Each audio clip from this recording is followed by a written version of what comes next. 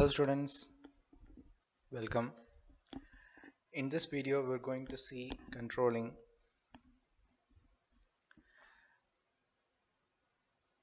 Most of you or all of you would have learned some other elements in business such as planning, staffing and directing. So jumping to the next topic, controlling.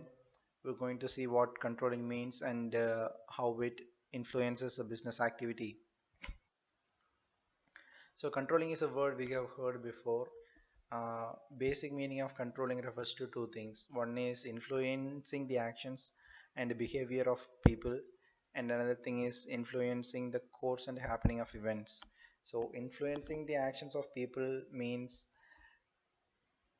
whoever who is working under you, like your subordinates, as in your employees or the laborers working under you, if you have the ability to control their actions, their activities, their performances, then it refers to controlling the people. Another thing is influencing the course happening of events. So let us say you have some goal that is planned to be achieved within a certain time frame, and for that goal to be achieved there are certain things that is going to happen, such as making a production up to a certain level, or conducting some meetings, so on and so forth. So all of these events has to happen at the specified time, in a specified manner, in a planned way, so as to achieve these goals at the right time in the right way.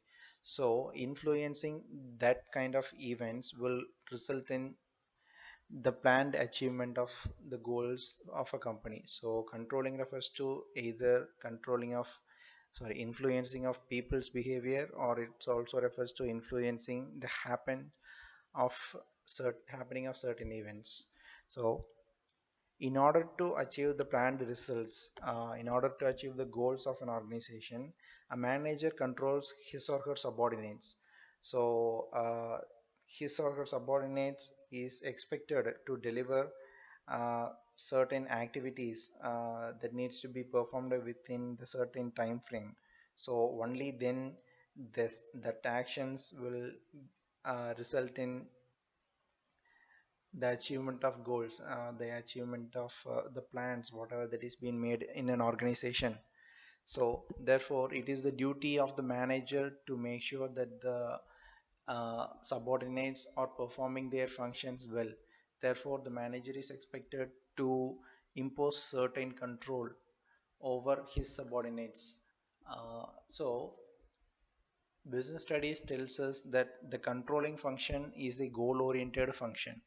It means that whatever we decide, whatever we want to control, or to what extent we want to control, or whoever we want to control, is completely dependent on the goals that is being set by the company. So every company will have some sort of year goals, or quarter year goals, half yearly goals that they want to achieve. So such plans uh, define what kind of control that needs to be imposed. For example, in this year a company wants to manufacture 1000 units of a product, so the management should control its employees to should influence its employees to work harder to achieve such goal. So if manufacturing 1000 units is a hard task, then the management should perform well in influencing the subordinates to perform their best, so as to achieve the results.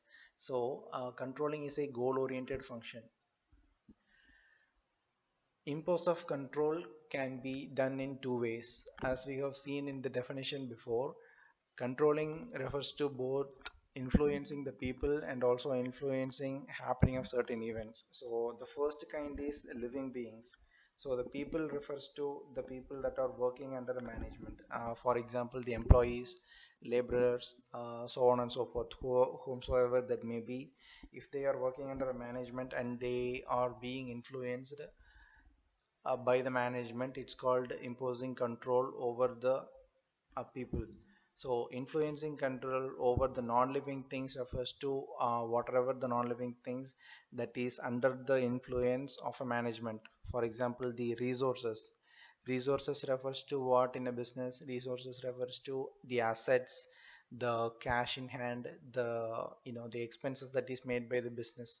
Such kind of resources are under the control of the management. So the management should come up with the best plan to control such resources. So control can be imposed on living beings such as humans, and also non-living things such as a company's resources.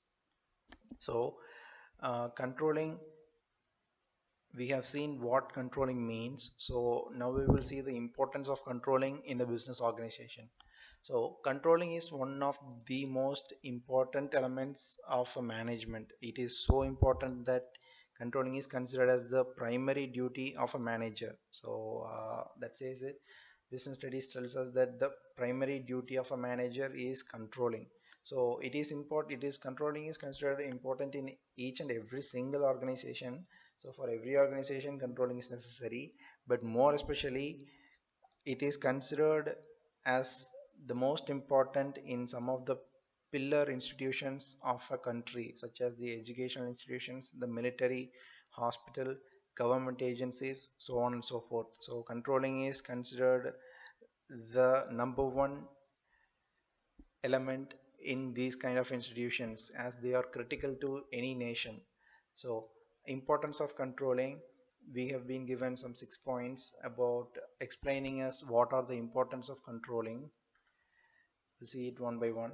Accomplishing goals. So accomplishing goals refers to, as I said before, each and every single organization will have some goals to be achieved in a half yearly, quarterly, or even a monthly basis. So if an organization wants to achieve those goals, so it should have the necessary control over its elements, whether it be resources or the employees who are working under them. So that kind of control, the correct control in the right amount to the right people, helps in accomplishing the goals of a organization. So that's the first point. Second point is judging accuracy of standards. Controlling not only refers to, when some people, when the subordinates, when the employees of the organization, if they fail to perform their task, means a manager can control them and influence them to perform such actions. So controlling not only refers to the influence of people, influence to the people who are not doing their part. It also refers to adapting to the ever changing environment, like we are already performing at some pace, means, but if the demand is increased in the meantime, so then we need to impose more control over our subordinates to make sure that we will be able to deliver higher amount of goods to meet the higher demands that is growing in the market. So controlling is not only to be imposed once a subordinate fails to perform his actions, it is also imposed to make sure that the company is keeping up with the ever-changing environment in the business industries. So uh, next one, making efficient use of resources. So we have seen this one already. Some examples have been given. So if a company has a goal to increase the production, a manager should control the workers by influencing them to produce more. So, one of the goals of any organization will be, if it is a production company, they would want to produce more and more. So if an organization has certain limit, certain goal that is to be certain limit of items that is to be manufactured within the certain time frame, it is the manager's duty to control the workers to make sure that the expected amount of production will be done in the right time. And also, let's say if the company is thinking to reduce its expenses, okay, so it's cash expenses, or to make sure that the assets have been used, it has been used efficiently, it is the duty of the manager to control such expenditure of an organization and stop paying money for unnecessary things. So thereby a manager ensures that the expenses are under control and the expenses are reduced, thereby improving the efficiency of the resources. So next point is improving employees motivation.